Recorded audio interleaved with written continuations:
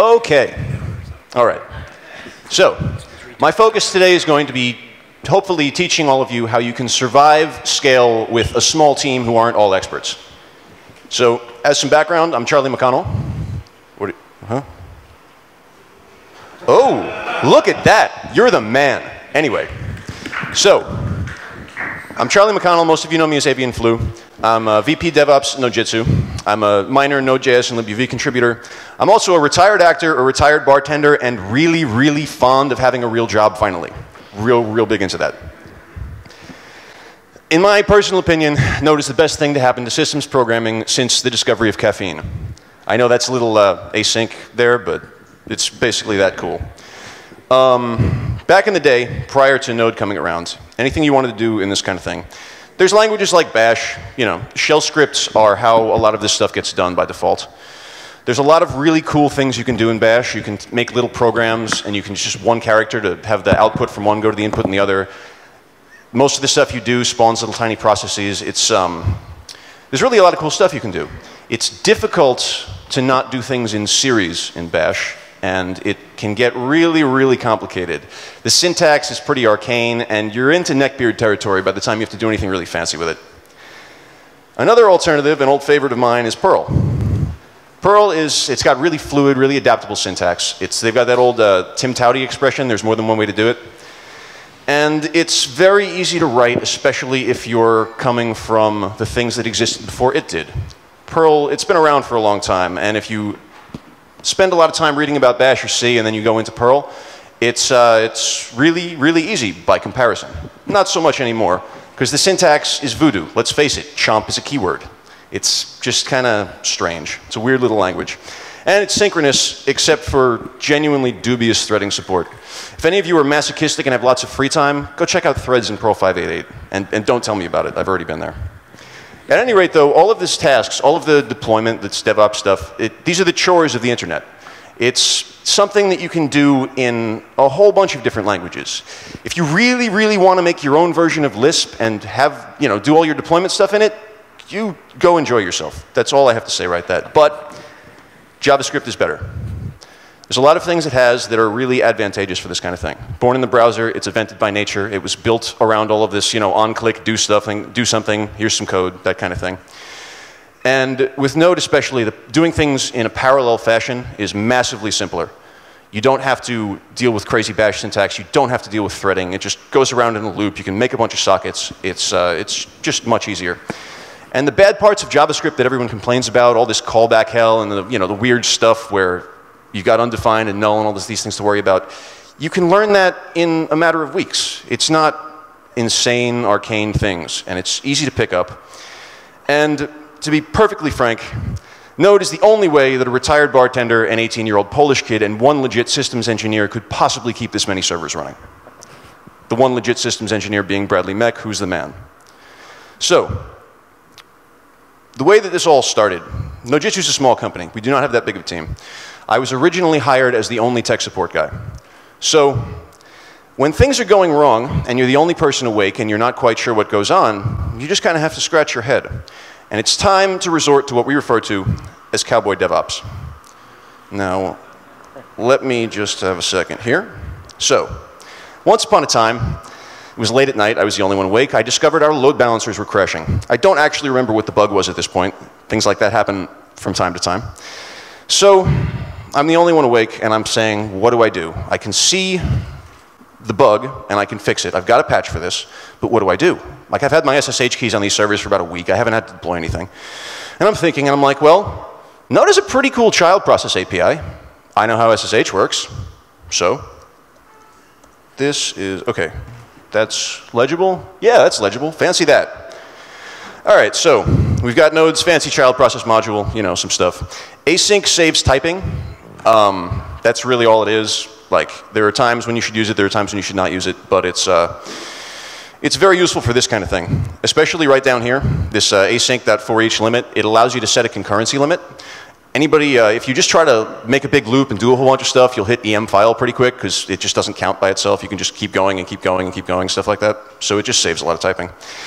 One little caveat I've noticed in all of this, as you,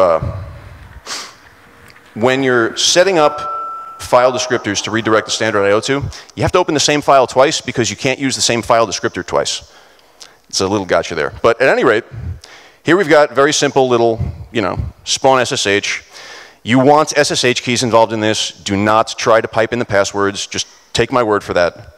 And then, everything comes down to bash in the end. So you just got a little bit of a patch here. Now, this right here, this is probably my favorite part, the standard I/O thing here, because you can just specify streams, file descriptors. You can just have it inherit from the parent. And here I've got it inheriting standard in and using these two file descriptors I set up earlier, which are in fact the same file, the log.log. And then, that doesn't play anymore. So at any rate, just listen for the exit event and then just wait until it's all done. So the funny thing about this is, all right, so I've set up a little patch here. Oh, what's this about? Am I not on Wi-Fi anymore? Oh, that's a shame. I guess I'll have to deploy that in a minute. At any rate, I had Machi come up with a little patch right here, if you can see it. And I was about to deploy a patch to our production load balancers adding the xnode Dublin is awesome header. It'll be up later. I'm just going to move on at this point. Oops. Go away, Twitter.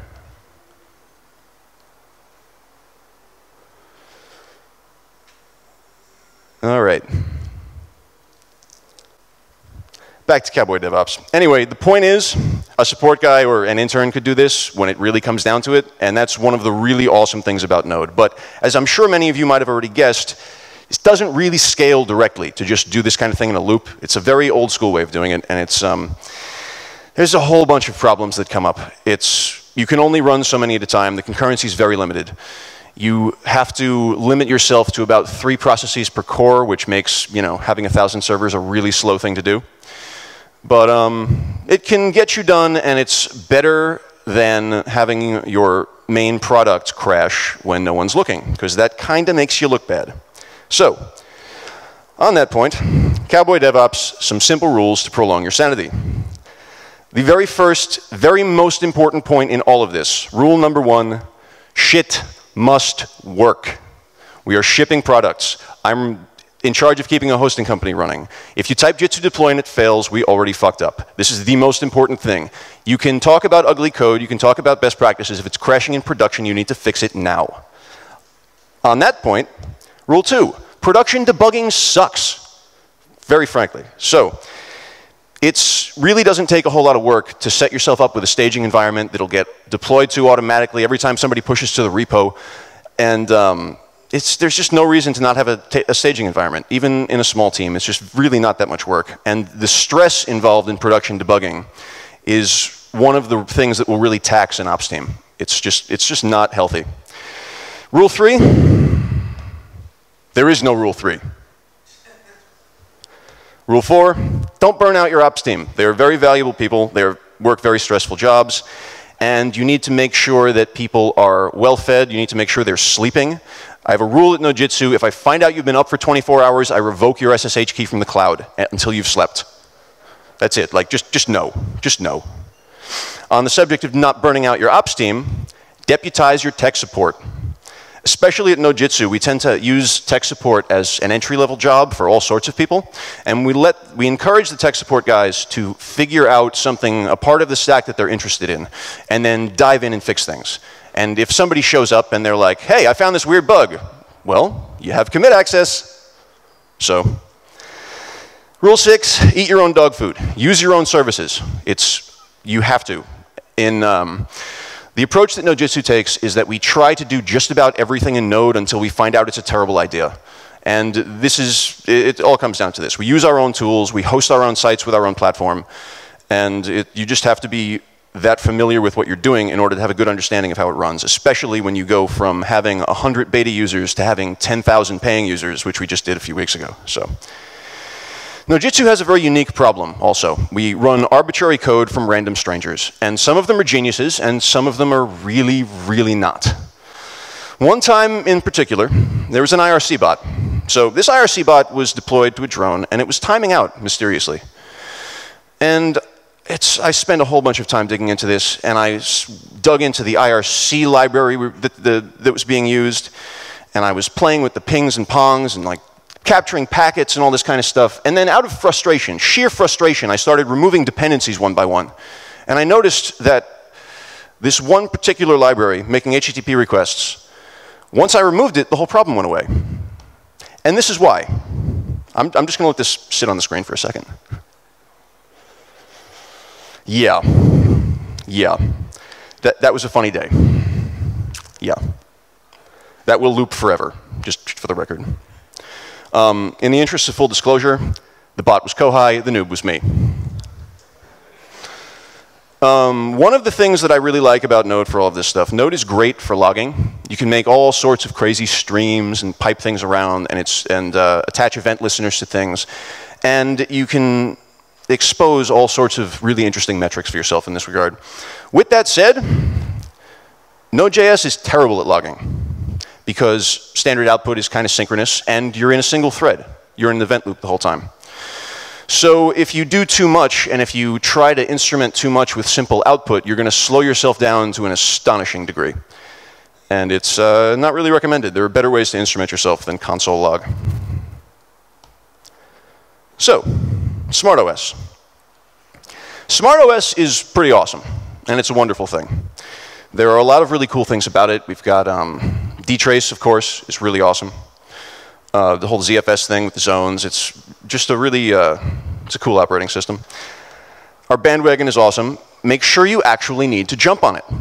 Moving a production deployment from one operating system to another is a really, really big thing to do. You don't want to do this lightly. You don't want to do this because someone told you it was cool. And you don't want to do this without having people who understand the problems at hand. We've had to learn this the hard way. In my personal opinion, humans and chimps probably have more DNA in common than Linux and SmartOS have APIs in common. Humans and chimps are, it's past 99% in common, so it seems like a safe assertion. But at any rate, I was trying to programmatically get string signal names in C for some dumb thing I was trying to do a couple of weeks ago. And there's one API on SunOS for that. There's another on BSD, and I could not find one on Linux. And the more you dig, the more of that kind of stuff you find. And it's a low level of knowledge that you only learn it through hard knocks and experience. It's a very difficult thing to do. One of the big things that we've had to deal with is memory management in a 256 meg VM with no swap. The no swap came as kind of a surprise. Our previous deployment involved a bunch of Linux VMs, and it was set up where they all had swap files. So if someone was leaking memory profusely, that's cool. Oh, his app got slow. That makes sense. It's reading off the swap. Let's just restart it. We'll help him find the leak. Everything's fine. But in a SmartOS zone, that doesn't really exist. We don't have swap set up. So it has been a long, long adventure of learning all of the different ways that an unhappy OS can kill something you don't want it to when it runs out of memory. It's just a game of random chance about what's going to call malloc next. And I have seen an unbelievable number of things. SIGEMT, for example, emulation trap. I didn't even expect that existed. So, yeah, I heard a great quote a week or two ago. Someone was saying that you should have your own daemon kill something that's not important before the OS kills something that is. It can get messy sometimes. Do you maintain a C++ add-on? Have you tested it on SmartOS? Because I bet you beer it's broken. A lot of people, it's pretty easy to whip up a C++ add-on for Node. And you can expose things, you can bind to system APIs and things like this. But the inconsistencies will really kill you. And there are a lot of just strange things you can run into. The Node MongoDB driver right now it fails making connections on SmartOS because of some really low-level obscure change that I only kind of understand. So that's been one of the problems of the last week or so, is that we've had to tell people to lock a specific version of that. It's a good idea anyway, but you know, why doesn't it work locally? You're not running SmartOS locally. So, fork to the libio thread pool and you.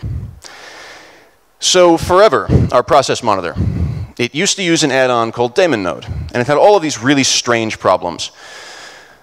My forking Node, in the sense of the fork system call, When you fork a process, you make an exact clone of it. Any file descriptors you have open are open, like everything's the same. The trouble is, if it was a multi-threaded process, the threads just don't exist. So, if you try to do this to a Node HTTP server, for example, everything will work fine. The server will respond to requests, but if you put like an async read file in there somewhere, it's just going to hang forever because it's trying to reference threads that just don't exist. So it's an automatic deadlock and a whole lot of fun. Here we are. All right, so a lot of people spend time talking about how Node is a silver bullet, and I kind of getting tired of this thing, like saying it's not a silver bullet. I think Node is a silver bullet because if you think about it, silver bullets are kind of terrible. It's a soft metal. You would not actually want to shoot at anything you'd want to hurt. So it's good for specific tasks when you know what you're supposed to use it for, i.e. a werewolf. But yeah, subpar on people. Yeah.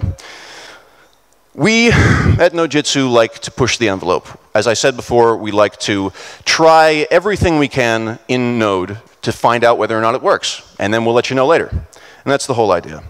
And I keep having this dream, this really peculiar dream here. And I just keep dreaming of a shell that supports bash, where you could also just like, let me move this thing over here real quick. Damn it. Yeah, I keep dreaming of a shell where you could do like, you know, it's a regular shell, everything's cool, but then, where did that go?